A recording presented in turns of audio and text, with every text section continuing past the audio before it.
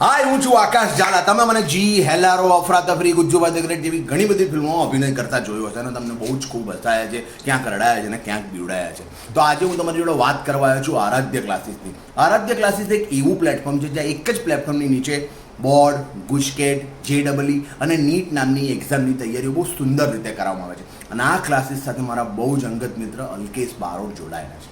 તો એમને ખૂબ જ શુભકામનાઓ અને હું તમને બધાને બહુ જ વિનંતી કરું છું કે please join Aaradhya classes. Hello student, welcome in Aradhya classes. Today we learn standard 9 science chapter number 14 lecture number 9. आज के लेक्चर्स में जो टॉपिक्स कवर करने वाले हैं वो है carbon cycle, oxygen cycle and ozone. दो साइकिल्स है और एक ओजोन की थोड़ी बात है. तो स्टार्ट करते हैं कार्बन साइकिल से. कार्बन साइकिल, तो कार्बन किस फॉर्म में हमें अर्थ पे मिलता है? तो पहला फॉर्म है प्योर फॉर्म, कार्बन का प्योर फॉर्म.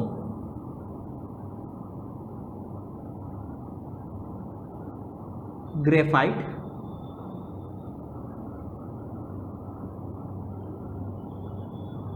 डायमंड, ये दोनों में कार्बन प्योर फॉर्म में है.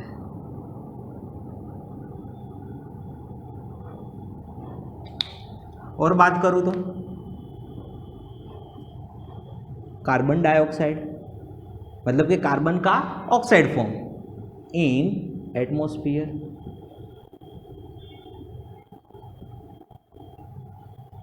नेक्स्ट बात करते हैं हमारे बॉडी में कोई फंडामेंटल यूनिट्स है. Fundamental units like proteins, amino acids,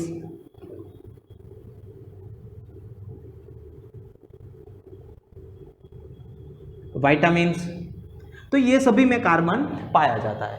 carbon एक फंडामेंटल यूनिट है. नेक्स्ट बात करें तो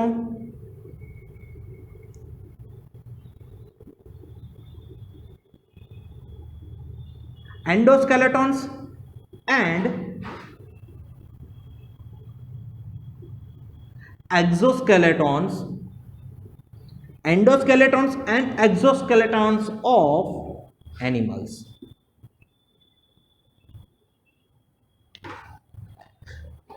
सोल्स के भीतर कोई ऐसे मिनरल्स है, ये मिनरल्स कार्बोनेट और हाइड्रोजन कार्बोनेट सोल्स के फॉर्म में हमें मिलती है. तो ये भी लिख सकते हैं हम.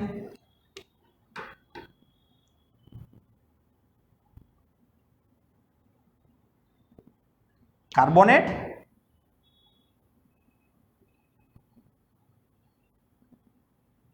Hydrogen carbonate, carbonate and hydrogen carbonate salts of minerals. जो प्लांट होते हैं, जो छोटे ट्रीज होते हैं, बड़े ट्रीज होते हैं, वो कार्बन डाइऑक्साइड का यूज करते हैं. किस तरह से? एज अ ग्लूकोज के फॉर्म में. तो हम लिख सकते हैं use of carbon dioxide, use of carbon dioxide. Plant use CO2 in form of glucose. Plant या ट्रीज हम बोल सकते हैं. तो ये फोटोसिंथेसिस रिएक्शन करते हैं, तब क्या यूज करते हैं? Carbon dioxide. नेक्स्ट बात करते हैं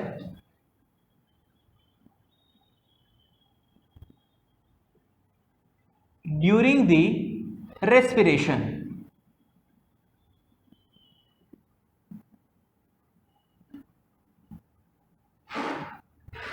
ग्लूकोज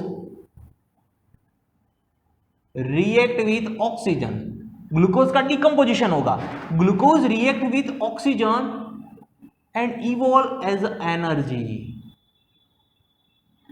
प्लस कार्बन डाइऑक्साइड. तो जो ट्रीज कार्बन डाइऑक्साइड का ग्लूकोज के फॉर्म में यूज करती है। यही glucose during the respiration oxygen के साथ रिएक्ट करके एनर्जी और कार्बन डाइऑक्साइड को जनरेट करता है। और भी ऐसे प्रोसेस है जिस प्रोसेस की वजह से कार्बन डाइऑक्साइड इवोल्व होता है। तो मैं लिख सकता हूं combustion of fuel, combustion of fuel, industry,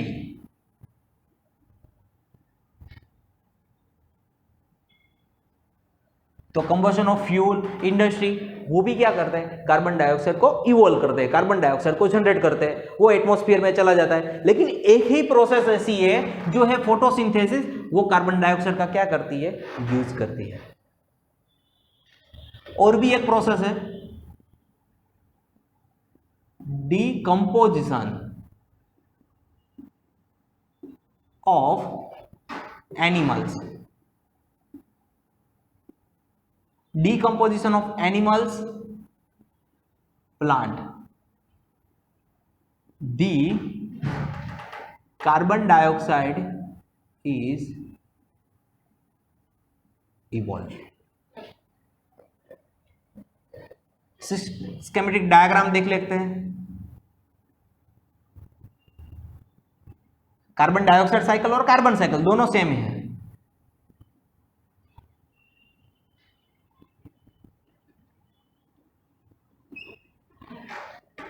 तो सबसे पहले एटमॉस्फेयर में कार्बन डाइऑक्साइड होगा, तो मैं लिख सकता हूं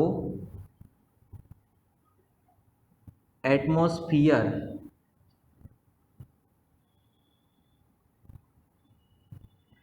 कार्बन डाइऑक्साइड। ये जो कार्बन डाइऑक्साइड है, ये कार्बन डाइऑक्साइड कहां जाएगा, ये carbon dioxide as a organic compound,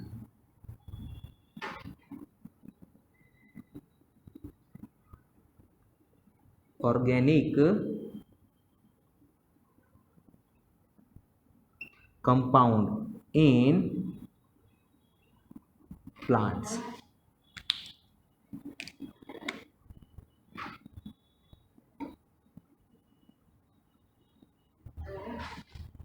ये प्लांट्स को एज अ फूड कंज्यूम कौन करता है, तो ये प्लांट्स को एज अ फूड कंज्यूम करता है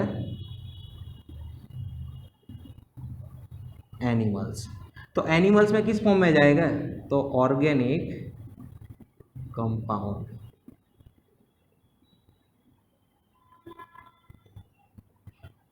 जब हमारा प्लांट्स है तो प्लांट्स में से हमें और क्या मिलता है एज अ कार्बन का फॉर्म, तो हमें मिलता है कॉल, कोयला बोलते हैं हम।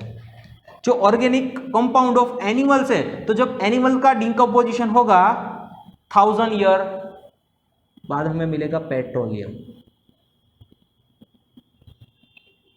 तो जो भी पेट्रोलियम है, petrol, diesel, kerosene, that all are a form of carbon. Another topics is inorganic carbonate.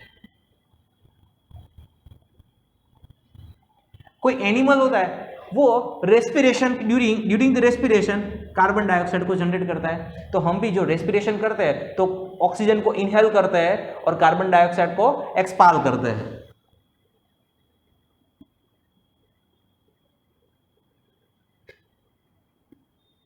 Respiration during the respiration carbon dioxide, या हम डिकम्पोजिशन भी बोल सकते हैं, respiration and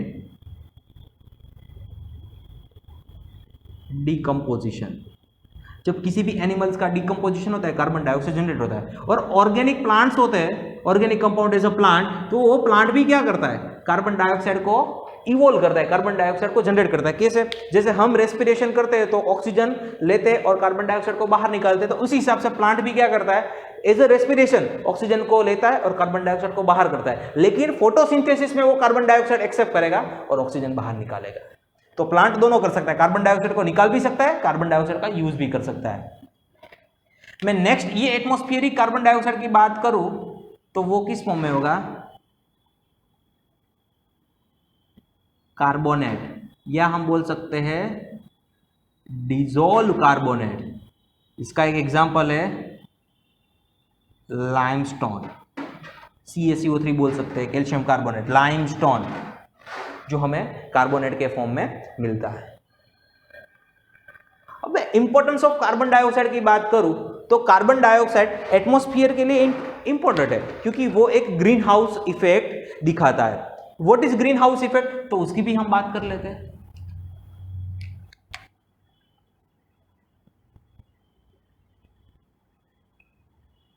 green house effects, तो ग्रीन हाउस इफेक्ट्स में importance gas है carbon dioxide. CO2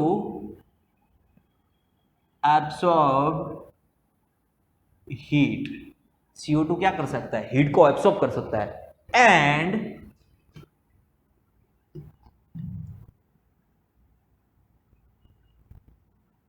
decrease the rate of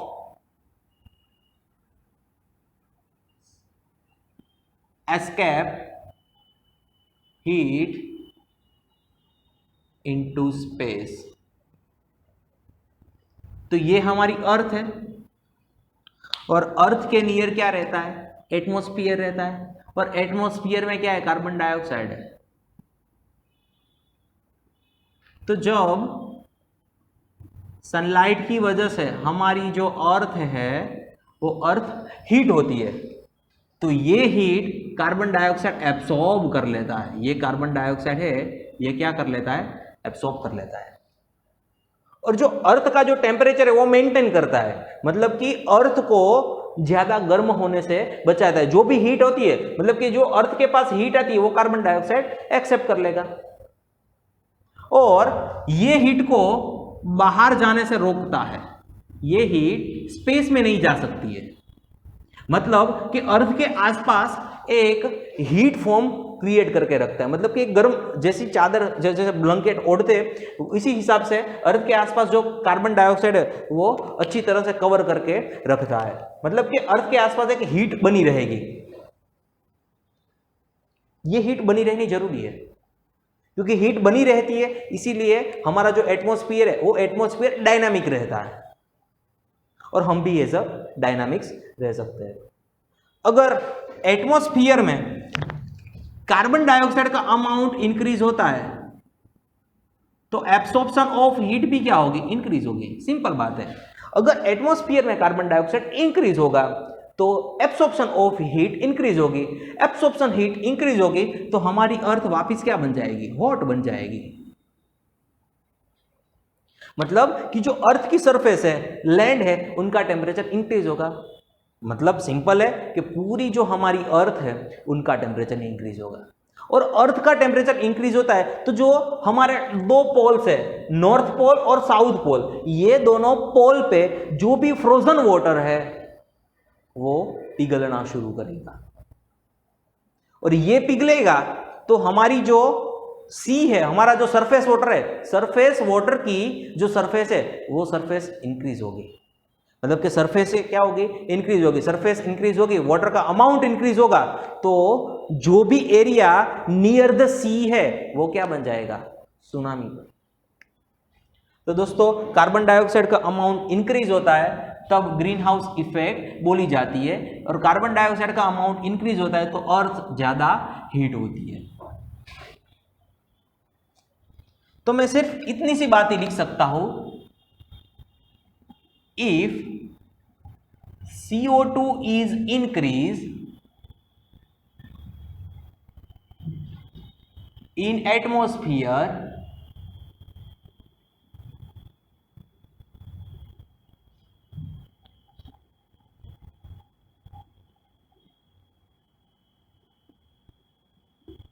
temperature of earth is increased।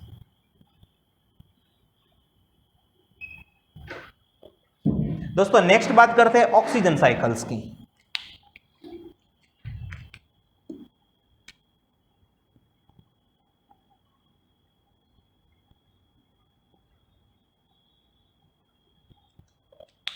तो एटमॉस्फेयर में ऑक्सीजन 21% है। किस फॉर्म में? तो ऑक्सीजन एटमॉस्फेयर में O2 के फॉर्म में। और another form of oxygen is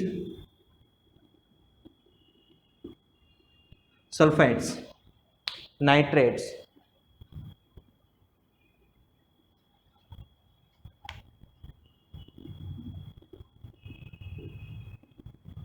sulphates, nitrates, carbonates. तो ये सभी फॉर्म में ऑक्सीजन प्रेजेंट है। जिस तरह से proteins, amino acid, vitamins, fat, वो सब कार्बन के इंपॉर्टेंट सब्सटेंस थे, तो हमारी बॉडीज में इसी हिसाब से जो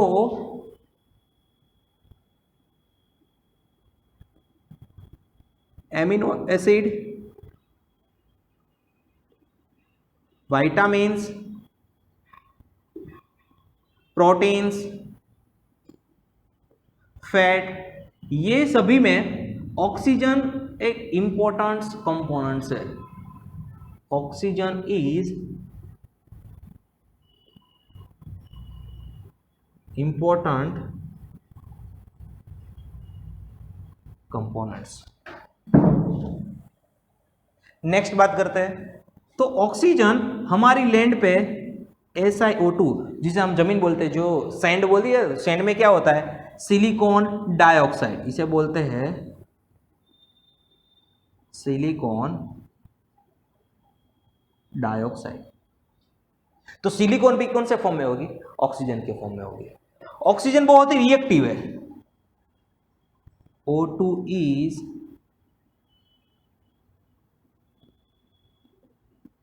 रिएक्टिव इन नेचर। ऑक्सीजन का रिएक्शन बहुत ही फास्ट होता है। Oxygen very reactive in nature होता है। ऑक्सीजन की यूज की बात करें, चलो इधर ही लिख देते हैं।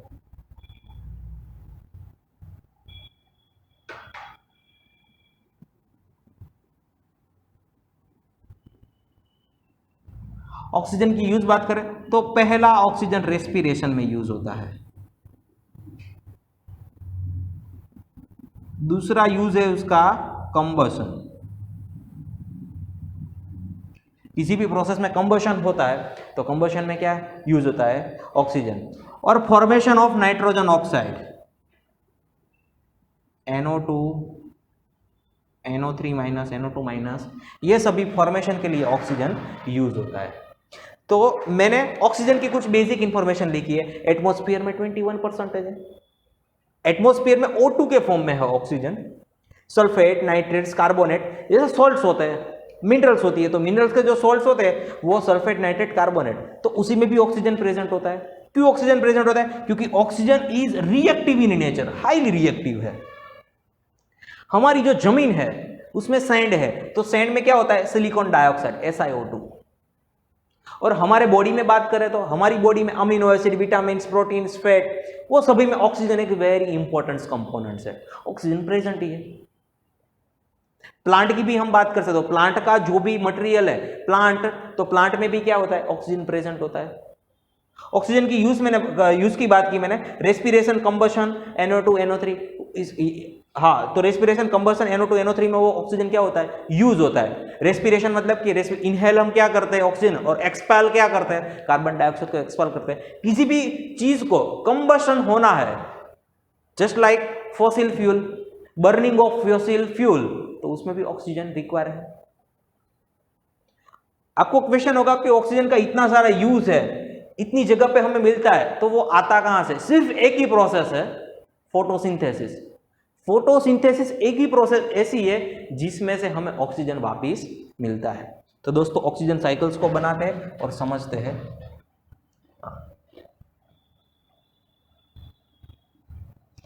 ऑक्सीजन साइकिल्स की जो बेसिक इंफॉर्मेशन मैंने वो लास्ट पार्ट में लिखी और ऑक्सीजन साइकिल्स में इस सेट बना रहा हूं।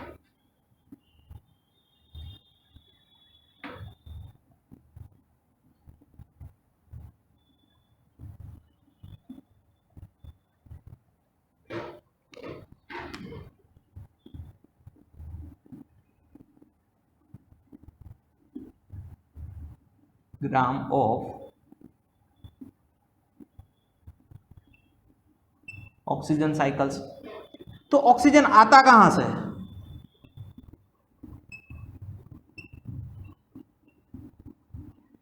तो फोटोसिंथेसिस की मदद से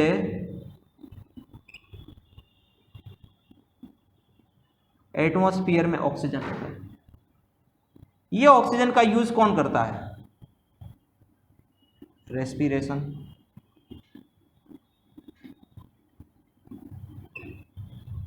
मैंने बात की फोटोसिंथेसिस की मदद से एटमॉस्फेयर में ऑक्सीजन आता है। तो फोटोसिंथेसिस प्रोसेस किस तरह से होती है प्लांट में?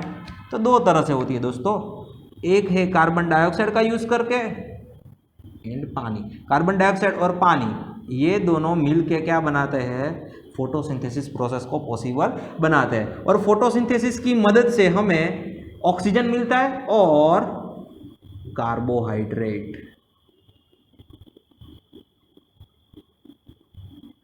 जिसे बोलते हैं C6H12O6। वो कार्बोहाइड्रेट का जब रेस्पिरेशन होता है तब हमें कार्बन डाइऑक्साइड और वाटर वापस मिलता है। तो दोस्तों ये पूरी साइकिल्स देखना, फोटोसिंथेसिस से एटमॉस्फेयर में ऑक्सीजन जाता है और ग्लूकोज जनरेट होता है। जब ये ग्लूकोज की रिएक्शन ड्यूरिंग द रेस्पिरेशन के ड्यूरिंग क्या होगी? कार्बन डाइऑक्साइड जनरेट होगा और H2O, मतलब कि ग्लूकोज में से हम एनर्जी को क्या करते हैं? बाहर निकालते हैं। मैंने लिखी ना, ग्लूकोज की रिएक्शन ऑक्सीजन के साथ होगी तो एनर्जी और कार्बन डाइऑक्साइड निकलेगा। तो कार्बन डाइऑक्साइड में मैंने बात सिखाई मैंने, तो यही कार्बन डाइऑक्साइड इधर निकलता है, वही फोटोसिंथेसिस में यूज होता है और एटमॉस्फेयर को वापिस ऑक्सीजन मिल जाता है। अब दोस्तों बचा लास्ट टॉपिक जिसका नाम है ओजोन। तो ओजोन की बात करने के लिए मैं ये साइकिल्स को चला जाता।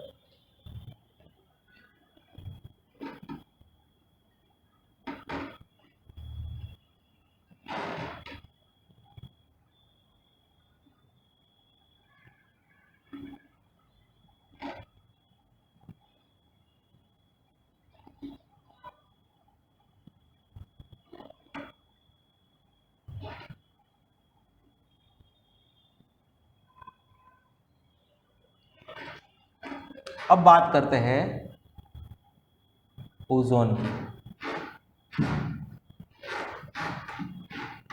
तो ओजोन क्या है? ऑक्सीजन का ट्राई एटॉमिक फॉर्म O3 कहां रहता है?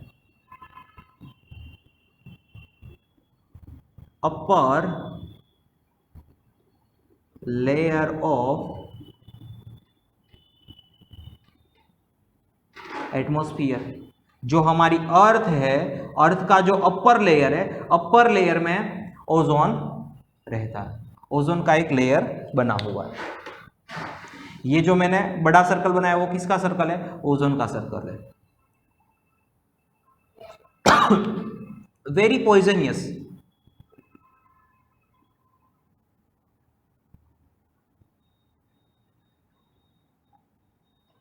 पॉइजनियस गैस, मतलब कि हमारी बॉडी में जाए तो वो हैजर्डस है, मतलब कि हमारे लिए क्या है? पॉइजन के कंपेयर में है। नेक्स्ट बात करते हैं वो क्या काम करता है। तो वो absorption of harmful UV rays. जो अल्ट्रावायोलेट रेस होती है जो सनलाइट में से आती है, यूवी रेस को हमारी अर्थ पे आने से वो क्या करता है? प्रिवेंट करता है, absorption of harmful ultraviolet rays. लेकिन क्या होता है कि हम एसी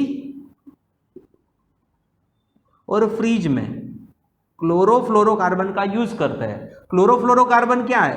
तो क्लोरीन और फ्लोरीन, उसका बना हुआ है एक कंपोजिशन जिसका नाम है क्लोरोफ्लोरोकार्बन। CFC का फुल फॉर्म पूछा जाता है chlorofluorocarbon.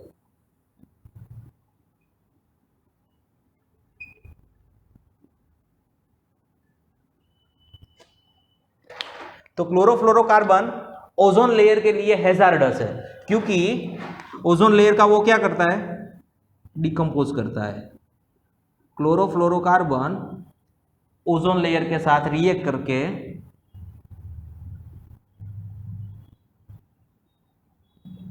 Decompose of O3 layer.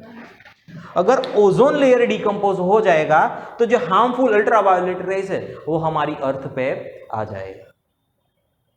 मतलब कि हमें CFC का यूज बहुत कम करना चाहिए। इसीलिए एक लॉज भी बना है कि हम CFC की जगह HFC यूज कर रहे हैं।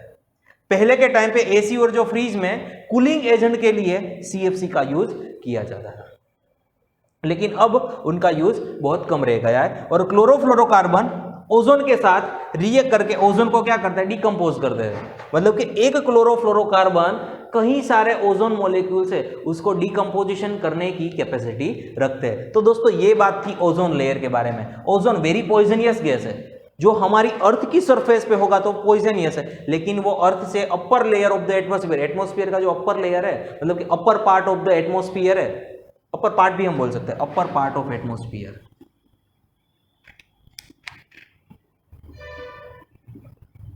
और वो क्या करता है, सनलाइट में से जो भी अल्ट्रावायोलेट रेस है उसका एब्सॉर्प्शन करता है।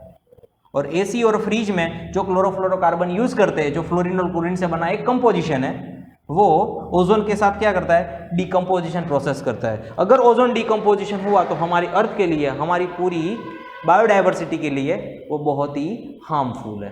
तो दोस्तों यहीं पे हम लेक्चर्स नंबर 9 समाप्त करते हैं और लेक्चर नंबर 9 के साथ हमारा चैप्टर्स भी यहाँ पे फिनिश होता है। तो आज के लेक्चर्स में मैंने बात की आपको कार्बन साइकिल्स की, ऑक्सीजन साइकिल्स की और ओजोन की। तो कार्बन साइकिल्स, कार्बन किस फॉर्म में हमें अर्थ पे मिलता है, कार्बन का यूज हम क्या करते हैं। तो जो प्लांट है, तो प्लांट क्या करती है कि कार्बन डाइऑक्साइड के फॉर्म में glucose, plant use carbon dioxide in form of glucose, मतलब कि कार्बन डाइऑक्साइड में से ग्लूकोज बनाती है और यूज करती है। और रेस्पिरेशन प्रोसेस की ड्यूरिंग क्या होगा कि ग्लूकोज ऑक्सीजन के साथ रिएक्ट करके एनर्जी को बाहर निकालेगा, कार्बन डाइऑक्साइड को इवॉल्व करेगा। और भी कई प्रोसेस है, कंबस्टेशन प्रोसेस, डिकम्पोजिशन प्रोसेस।